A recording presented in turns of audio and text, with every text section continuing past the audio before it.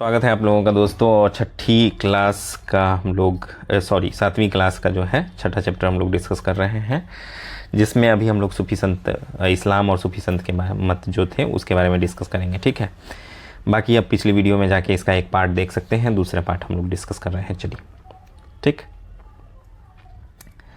अब यहाँ जो आप देख रहे हैं चित्र, ये आग के पास जो है तपस्वी का समूह जो है बैठा हुआ है उसका चित्र है। ठीक, चलिए इस्लाम और सूफी संत।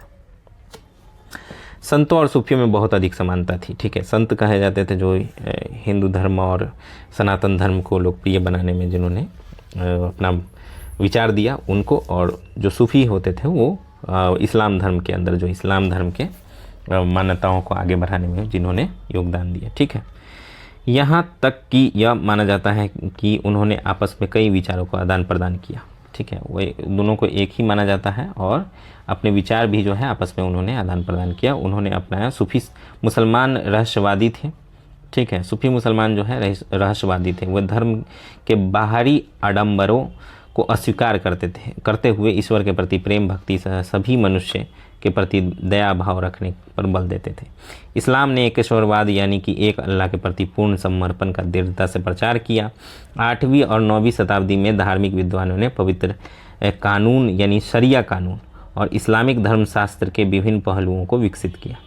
शरिया कानून जो आज आप देख रहे हैं वो भी कब हुआ था? 8वीं और 9वीं शताब्दी के अंदर जो है सूफियों ने डेवलप किया था। ठीक है, इस्लाम धीरे धीरे और जटिल होता गया, जबकि सूफियों ने एक अलग रास्ता दिखाया जो ईश्वर के प्रति व्यक्तिगत समर्पण पर बल दिया। ठीक है, सूफी लोगों ने मुस्लिम धार्मिकों विद्वानों द्वारा निर्धारित विशद कर्मकांड, ठीक है, विशद, अब इसमें भी कर्मकांड मतलब पूजा की एक पद्धति होती है। ठीक है, जैसे इसमें नमाज पढ़ना, इन सब चीज़ों को जो है उन्होंने क्या किया कि उस पर अपने आचार संहिता को बहुत कुछ अस्वीकार कर दिया। ठीक, कि किस तरह से क्या करना, नमाज पढ़ना है नहीं पढ़ना, कुरान पढ़ना नहीं पढ़ना, क्या है, उस तरह की चीज़ों को उन्होंने अस्वीकार कर दिया। ईश्वर के साथ ठीक उसी प्रकार जुड़े। अब उन्होंने एक रास्ता बताया कि किस प्रकार जुड़ना है ईश्वर के साथ। ठीक है, जुड़े रहना चाहते थे जिस प्रकार एक प्रेमी दुनिया की परवाह किए बिना अपनी प्रियतमा के साथ, मतलब कि ईश्वर से इस तरह का आपका लगाव होना चाहिए जो आपका एक अपने प्रियतमा के साथ होता है, कोई भी प्रेमी, किसी भी प्रेमी का। ठीक है, संत कवियों की तरह सूफी लोग भी अपनी भावनाओं को व्यक्त करने के लिए काव्य रचना करते थे। गद्य में एक विस्तृत साहित्य तथा कई किस्में कहानियाँ इन सूफी संतों के इर्द गिर्द विकसित हुई। मध्य एशिया के महान सूफी संतों गज्जाली, रूमी और सादी मध्य एशिया के थे के नाम उल्लेखनीय हैं। नामपंथियों, सिद्धों और योगियों की तरह सूफी भी नहीं मानते थे कि दुनिया के प्रति अलग नज़रिया अपनाने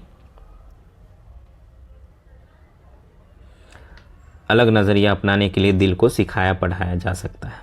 ठीक है, उन्होंने किसी औलिया या पीर की देखरेख में जिक्र, नाम का जाप, चिंतन यानी समा गाना, ठीक है, और रक्स नृत्य, नीति चर्चा, सांस पर नियंत्रण आदि के जरिए प्रशिक्षण की विस्तृत रीतियों का विकास किया।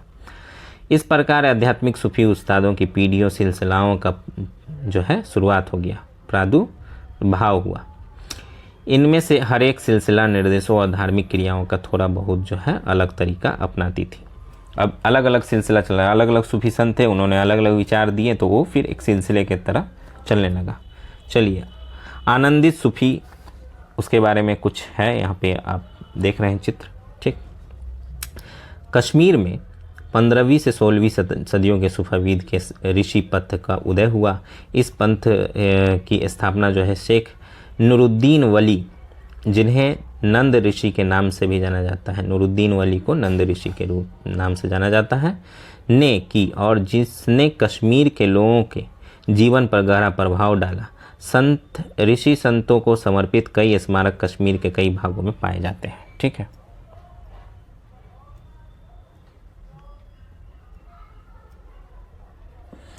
आगे बढ़ते हैं। देखिए यहाँ पे कुरान का एक जो है दिया हुआ है अरबी में, इसको देख लेंगे। एक पांडुलिपि है, पांडुलिपि मतलब हाथ से लिखा गया।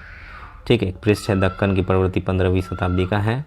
खानका जो होता था, खानका वहाँ पे क्या होता था कि सूफी संस्था, जहाँ सूफी संत अक्सर रहते थे और यहाँ पे लोग आते थे उनसे सवाल जवाब अपने जीवन के जो भी कष्ट होते थे उसके बारे में जानने के लिए, ठीक है। उसको खानका कहा जाता था। तो सूफी संतों के रहने की जगह को खानका कहते थे।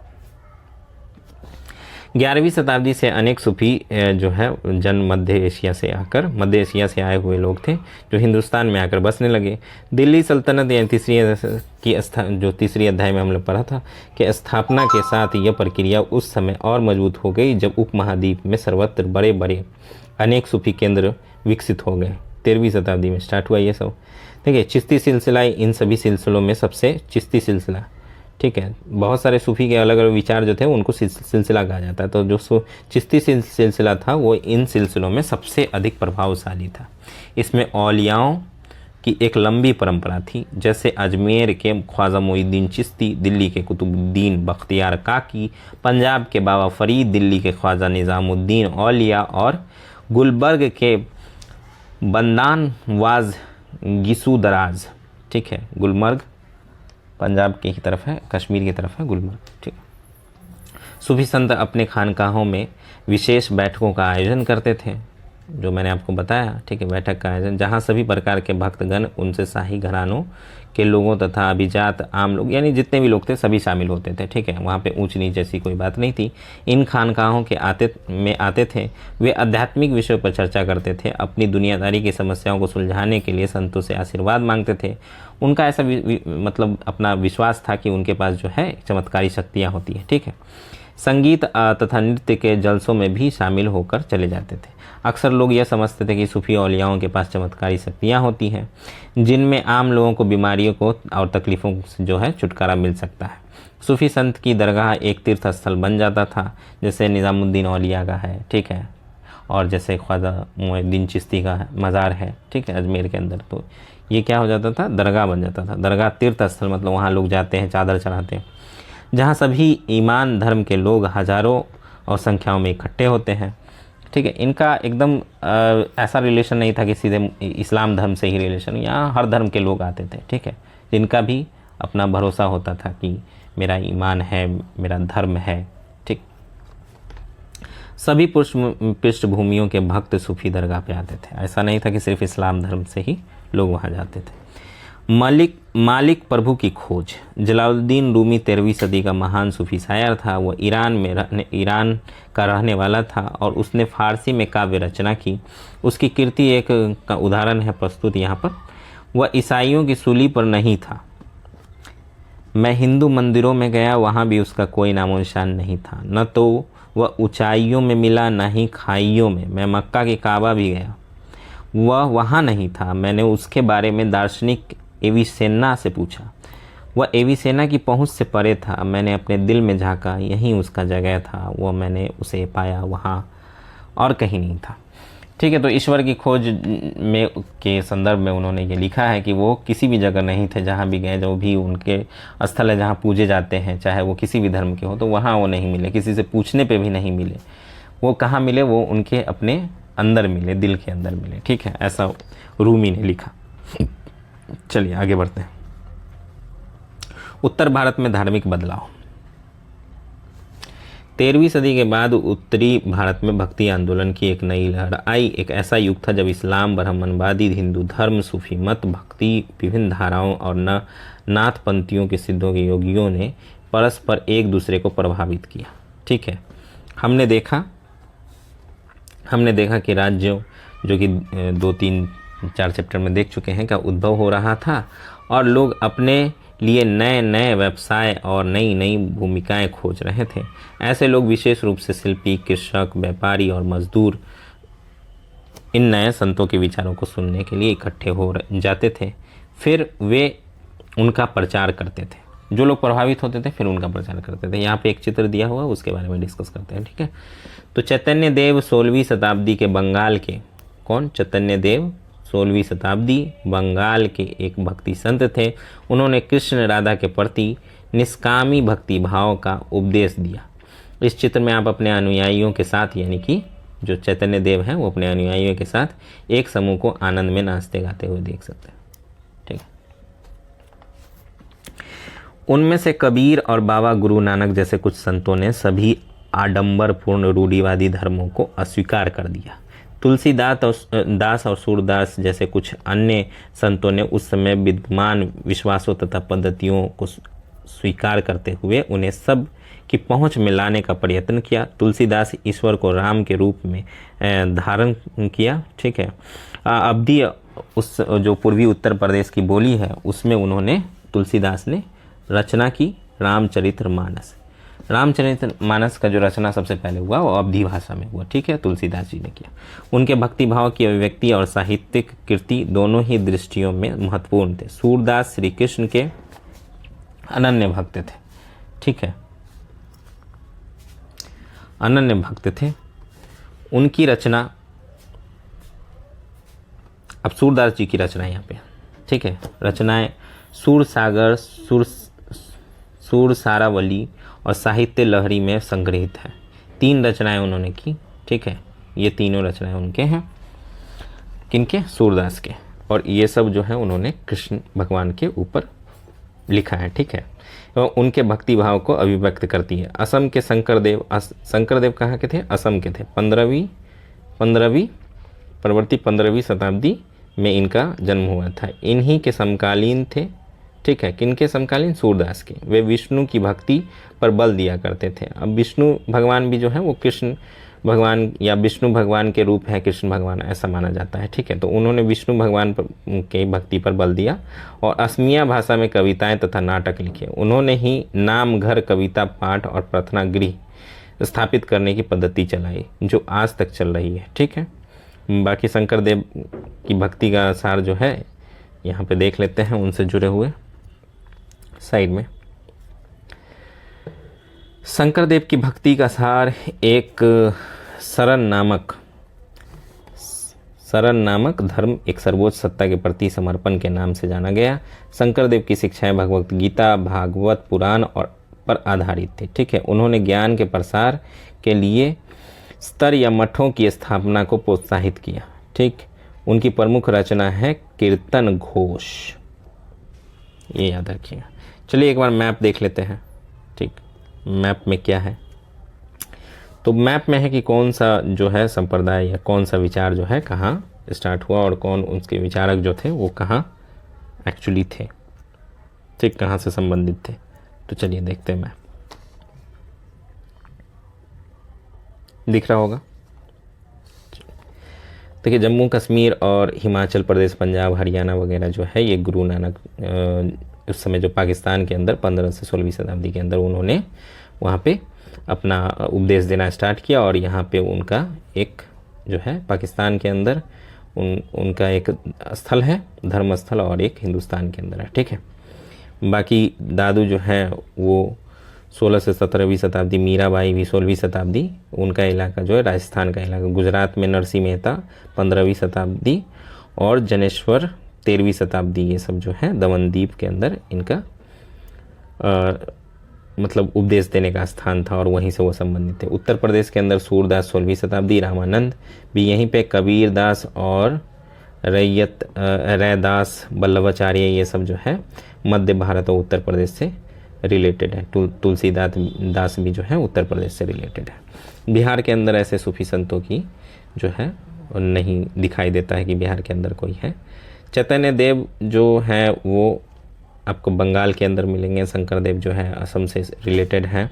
वहीं एक नाथ जो है 16वीं शताब्दी, अब तुकाराम, ये सब नामदेव वगैरह जो है महाराष्ट्र के अंदर है। रामदास 17वीं शताब्दी, आंध्र प्रदेश, और जो इलाका है उस समय मद्रास प्रेसिडेंसी का उसके अंदर है। वसवाना जो है कर्नाटक के अंदर, और तमिलनाडु में आपको मणिकब सागर और रामानुज नमला बार, ये सब जो 9वीं 12वीं और 9वीं शताब्दी के अंदर आपको मिलते हैं, ठीक है। चलिए तो एक बार मैप अच्छे से देख लीजिएगा, किनका संबंध कहाँ से है वो भी आप समझ में आ जाएगा आपको, ठीक है। काफ़ी अच्छे से यहाँ पे दिया हुआ है हर राज्य का नाम और वहाँ किस सदी में कौन से विचारक हुए थे, ठीक। ये इम्पॉर्टेंट है, कौन सा विचार उन्होंने प्रदर्शित किया था, ये भी आप प्रतिपादित किया था, ये भी आप देख लेंगे, ठीक। चलिए आगे बढ़ते हैं। आगे है कि इस परंपरा में दादू दयाल आप देख सकते हैं यहाँ पे, दादू दयाल राजस्थान के अंदर, ठीक है। 16 से 17वीं शताब्दी के अंदर। तो दादू दयाल, रविदास और मीराबाई जैसे संत भी शामिल थे। मीराबाई एक राजपूत राजकुमारी थी जिनका विवाह 16वीं शताब्दी के अंदर जो है मेवाड़ के एक राजसी घराने में हुआ था। मीराबाई रविदास जो की निचली जाति के माने जाते थे, रविदास उनसे प्रभावित थी, उनकी अनुयायी बन गई। वे कृष्ण के प्रति समर्पित थी और उन्होंने गहरे भाव भक्ति को कई भजनों में अभिव्यक्त किया। ठीक है, उनके गीतों ने उच्च जातियों के रीतियों नियमों को खुली चुनौती दी। किनके गीतों ने? मीराबाई के गीतों ने। ठीक है, तथा ये गीत राजस्थान व गुजरात जनसाधारण में बहुत लोकप्रिय हुआ। इन संतों में से अधिकांश का विशिष्ट अभिलक्षण यह है कि इनकी कृतियाँ क्षेत्रीय भाषाओं में रची गईं। इन्हें आसानी से गाया जा सकता था, इसीलिए ये बेहद लोकप्रिय हुई और पीढ़ी दर पीढ़ी जो है मौखिक रूप से चलती रही। प्रायः इन गीतों का प्रसारण में सर्वाधिक निर्धन, सर्वाधिक वंचित समुदाय और महिलाओं की भूमिका रही। प्रसारण की इस प्रक्रिया में यही सभी लोग अक्सर अपने अनुभव से जोर देते थे। इस तरह आज मिलने वाले गीत संतों की रचनाओं तो हैं ही, साथ साथ उन पीढ़ियों के लोगों की रचनाएं मानी जा सकती हैं जो उन्हें गाया करते थे। हमारी जीती जागती जन संस्कृति का अंग बन गया। चलिए आगे बढ़ते हैं।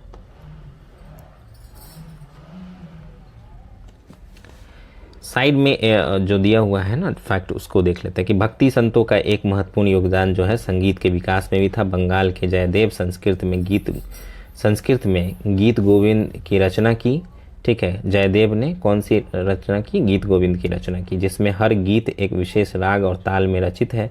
संगीत पर इन संतों का एक महत्वपूर्ण प्रभाव भजन, कीर्तन और अभंग का प्रयोग था। इन गीतों ने जो मनोभावनात्मक अनुभवों पर बल देते हैं, जनमानस को सबसे आकर्षित किया। ठीक है, यहीं पे मीराबाई द्वारा रचित एक गीत है, राणा के राजमहल से परे, लोक लाज कुलड़ा मरजादा, जग माँ जेकना राखियारी, महल अटारी हम सब त्याग्यो थारो बसनो शहर, राणा जी थे कयाने राखो महासो बैर। मतलब किस तरह से बैर रखा कि बिखरो प्यालो रानो भेजिया, पीवा मीरा हाँसी रे। ठीक ना, बार न बाको भयो, गरल अमृत जयो पियो, राणा थे कयो राखो महासुब बैर। आपके विचार में मीरा ने राणा के राजमहल को क्यों छोड़ा? देखिए, वो जो है संत बन गए और एक राजसी परिवार में उनका जो है विवाह हुआ था मीरा का। तो फिर वहाँ पे क्या हुआ कि उनके पति जो है जल्द ही स्वर्ग सिधार गए। तो फिर उन्होंने भक्ति का रास्ता चुना और फिर वो कृष्ण की भक्ति में इतनी लीन हो जाती थी कि गली गली फिर वो भक्ति के इसमें गीत गाया करती थी, जिससे जो है राजसी परिवार उनसे काफ़ी जो नाखुश था। तो इस वजह से फिर एक दिन उनको जो है जहर दे दिया गया। तो उसी के बारे में ये गीत यहाँ पे रचना है। ठीक है, जहर दे दिया गया राणा जी के द्वारा।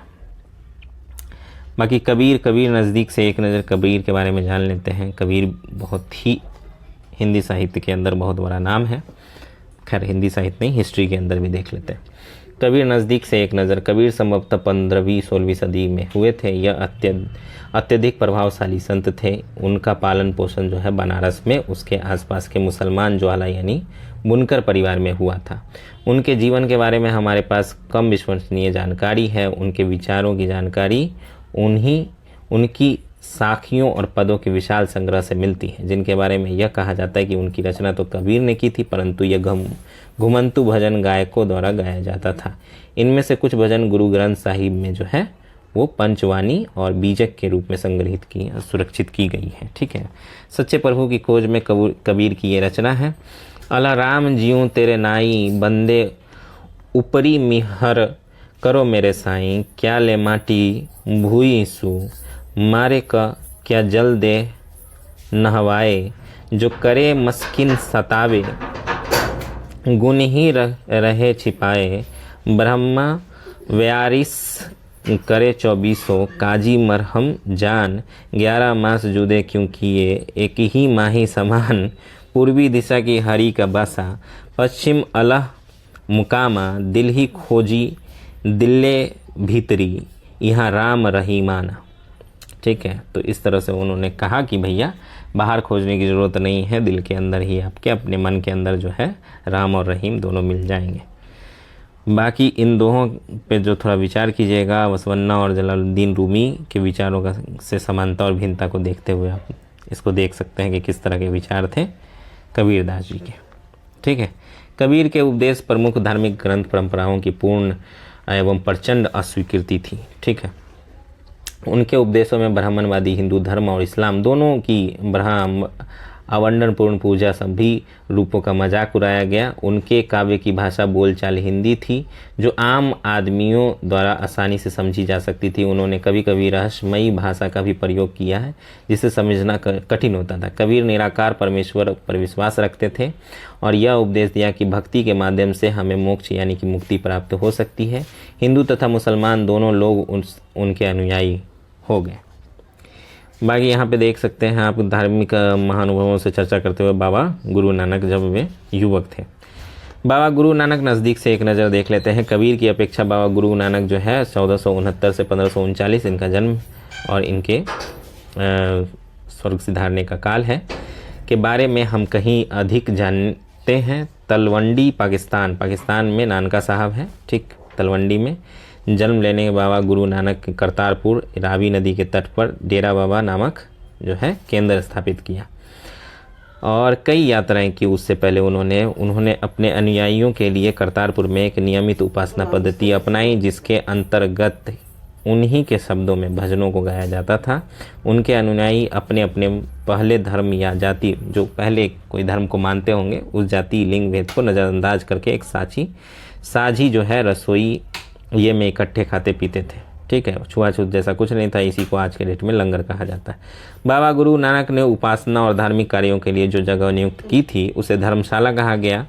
आज इसे गुरुद्वारा कहते हैं। 1539 में, ठीक है, इस तरह बहुत सारे गुरुद्वारा बने। 1539 में अपनी मृत्यु के पूर्व बाबा गुरु नानक ने एक अनुयायी को अपना उत्तराधिकार चुना जिनका नाम था लहना, लेकिन ये गुरु अंगद